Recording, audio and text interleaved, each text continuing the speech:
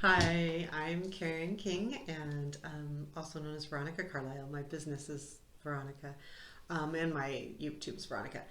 I'm actually looking into kind of bringing to light tarot cards and kind of going through. I have a big collection, and I thought, when you go shopping, it's so hard to see multiple cards or even get someone's opinion on them. Although all of our opinions are different, and I will never be negative about cards because everyone has a different idea of cards. My style might not be your style, but I'm here just to point out the cards themselves. This is one of my favorites, so I probably will be all excited about it. This is the Black Cat Tarot.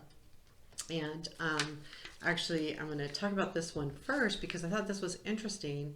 This is the Nine of Pentacles, and if you follow tarot at all, the Rider-Waite Nine is about independence and success and those type of things. But this card really speaks about riding the current, the humility. It's saying, you know what, you are just going to have to go with the flow and be humble about it, and don't take your riches and put it in people's faces. That's kind of what this card says, but it's really different than the Rider-Waite. I'll put that one aside. So I have a couple other really things I wanted to point out about this deck because it is kind of cool. I will have pictures up on my. I don't know why I'm telling you that, but I haven't done it yet. That's why. So this was kind of fun. This is the Fool, and this is the World. Now, for those of you who don't know,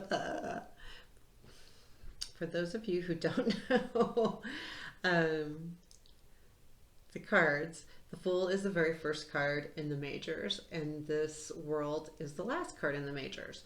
And the Fool takes off on his trip, and a lot of people call the tarot the Fool's journey because that's how it begins. It begins with a young person with gleam in their eye and not really thinking too much and moving forward and going through life. And so it's kind of cool. He starts out and he's got a white coat, he's white fur, young. And then the World, which is, let me pull it back a little bit. The World, which is the end of the majors, shows the success because that's what the world's about, but you could see that she's shedding the black and becoming white again. And that's kind of what the tarot speaks about, that when you've reached that end, you get to start over again. And this card set does a lovely job with that, a lovely job. And that's one of my favorite things about this deck. I will say too, I do like the feel. They're not super thick, they're not super thin. This is my second deck. I only bought a second deck because I've used my Black Cat so much. And I shuffle like playing cards, so I can really hurt cards. This is the Lovers. I gotta do this hand. This is the Lovers, and I like this too because it's different. It shows that in Rider-Waite, it almost shows like they're bonded. And here they're choosing to be bonded and they're working their way up to this area. And it looks like they're working their way up to heaven, so to speak. I feel like this card is very sweet. I do feel like these cards come up really well in readings. And if you're a reader of details and looking at what's in the picture itself and where they're headed and what's behind them, which I really am. I like to look at the whole picture of the card. So this is something that speaks a lot, and I think that this Lovers is quite a bit different as well. But I feel like it does a good job. It does a good job of moving them upward. Here's another card that I thought is interesting. And this definitely in this deck speaks of renewal. And you can see the renewal. You can see things starting to come back to life. It's quite a nice card. I mean, I like getting this card when I get a reading, but I like the way they show it because it's so obvious. Like if you don't read cards and you don't know what this card means, you can see things coming to life. You know, you can see, oh wow, things are starting to grow again.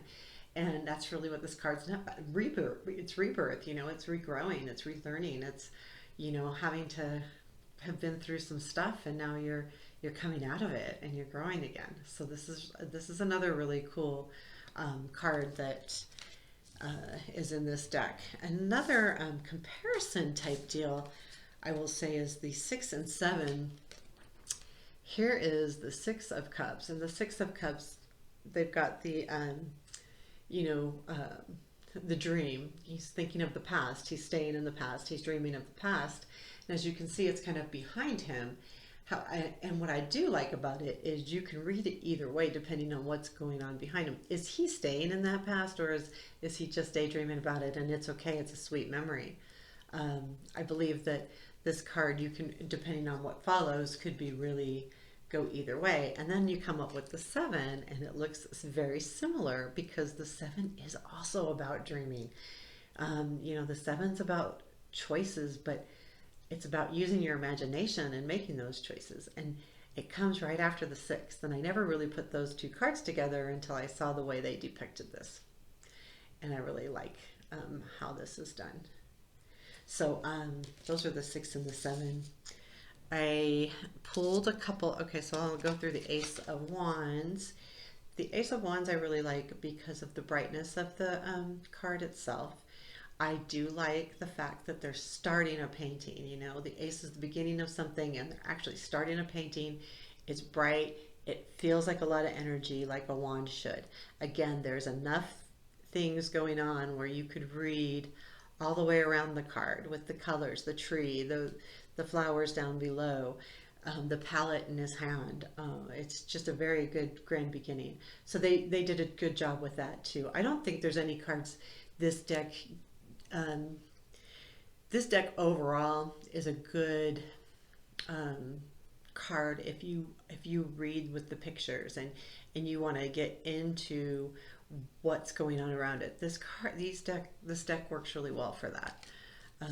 I like it because that's exactly how I read. And this is the 10 of Swords, and it's a little different than normal swords falling on people. I like this because it's not so evil. It's still hard, and the person's making a hard decision and deciding whether they need to go behind that door.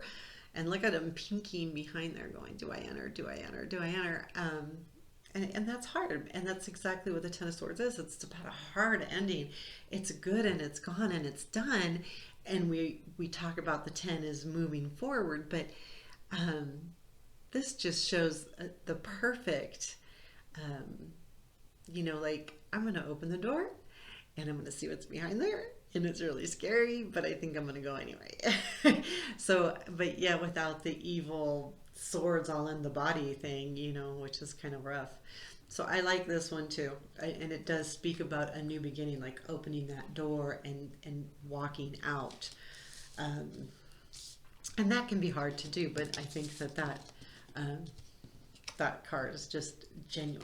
I really like it. For some reason, when I get that card in a reading, when I do a reading for myself, I don't get all panicky, but when I see the swords, like, I get panicky, right?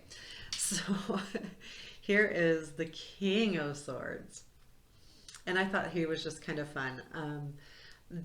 I do like all of the court cards actually in this deck. I think they speak really highly of that suit and that court. And look at him sharpening his sword. It's just perfect because that's what the king does. I mean, he's sharp as sharp can be. You know, he's smart, he's intelligent, he thinks before he acts, and he's sharpening that sword. And that just reminds me so much of what that king would be like, you know, like really getting things right, you know, thinking it all the way through, making that blade really sharp. But yeah, it's a nice card.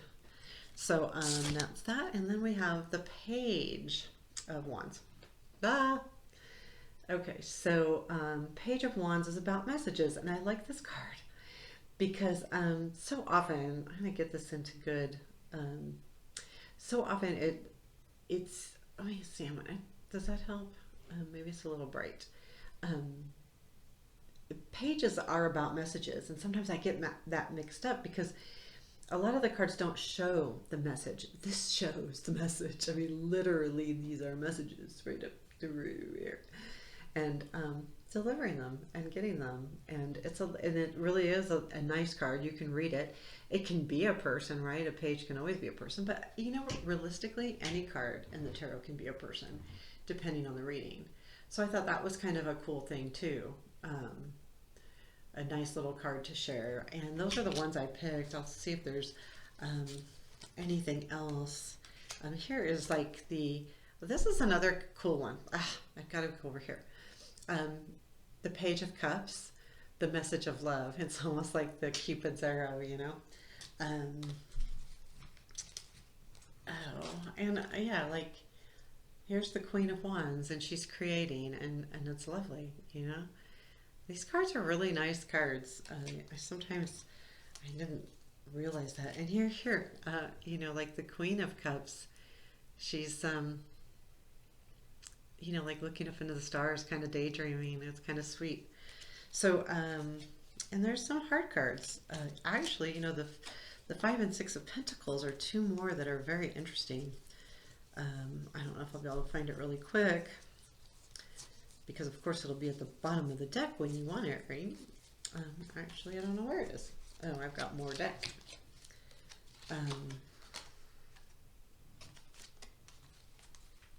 And I'll tell you why it's interesting, because, okay, so here is 5 of Pentacles. I'm going to get it out of the light a little bit. It's really dark, and there are two people. There's two of the cats, and they're down in that ditch. And the 5 of Pentacles is about not seeing the help and feeling down and out and being down and out in some cases, but maybe not looking or not trying to ask for help. And then here is the 6 of Pentacles, and they're actually reaching down and helping the people from the 5 of Pentacles. And I love it when I see cards work that way, because the 6 is about sharing. It's about being in a position where you can share and you can help. And these cards go perfect together. I mean, that's the artist really, and the author, I don't know if they're the same ones, really thought about this all the way through. It is in some of it's in Spanish, so I don't know in other languages. But if you search Black Cat, I know these are on Amazon, so I'm not going to link Amazon or anything like that. I'm not getting anything from them, but you can search, you can Google Black Cat Tarot, and you will find a good tarot card. So that's kind of just an idea of the cards, and I think that's probably what I'm going to start doing. I'll probably try to do a deck as often as I can, and I'm going to have them on my YouTube. I'll also have a link in there for my website, so that you can go directly to the pictures and see the pictures of the cards if you want to see them all. It's a great deck. I believe these are a great deck, but you know what? You could be looking at it going, boy, I'm glad I didn't buy that. I just don't like it. So, and you know what? I wish I had more resources. So I'm going to be doing as many decks as I can, so that people have the resources. I can't afford to buy them all the time, but I have a stockpile. I won't do oracle cards, probably. I don't know enough about them. I might share them. I can't really talk as well about them, only because I don't know as much about them. But again, I won't put any, I'll tell you if I don't think, for me, I like a lot of art, so I want to be able to read the art in the card. And if I feel like I can't get that out of a card, I will say that, but that doesn't mean it's not there. I can't get it out. But I feel like if I'm showing you close up, and I have pictures on my website where you can see each card, you can go, okay, I like this deck or I don't. I will try to tell you how it feels as well, because I know some of you think that the feel is really important. So have a beautiful and blessed day, and welcome to the tarot review. I'm also going to do tarot readers. I'm going to review readers. I think that they need a place, and I think people need a place to go where if they have questions like what kind of reader should I get and who should do my reading. There's a lot of fake readers out there and a lot of readers that can take people for a lot of money, and that just is and it's happened to me. I just think that if we have more of a better community where I know, at least I have several readers that I know, and I'm not getting anything out of it, that I can recommend, or I can say this one does this type of readings and this one is this way and this one is that way, because we all like different things. I will not review a reader that has not done me a reading, or one that I do not like. However, if you have question, I will review only the ones that I feel like have positive feedback, that are readers and that won't take you for granted. So those will be the next things, and yeah, I know a few, so I mean I can do this. I've done a lot of I've done readings, I've had readings done. I know when they're legit, and that's the most important thing. The difference with readers is some take the lighter side a little bit, some are like straight to the point, some give you more action oriented steps, some just say this is what I see, and it's pretty black and white and there's no action, there's none of these things. And so it kind of depends on what you want, and that doesn't make them good or bad, it makes them who they are as a reader. And I believe that the public needs all different kinds of things. So, you know, and what we do good as readers, we need to, you know, always give that, because if that's what we do well, that's what we're going to give our clients and our customers. So take care. I will continue this and try to do at least once a week. It'll be fun.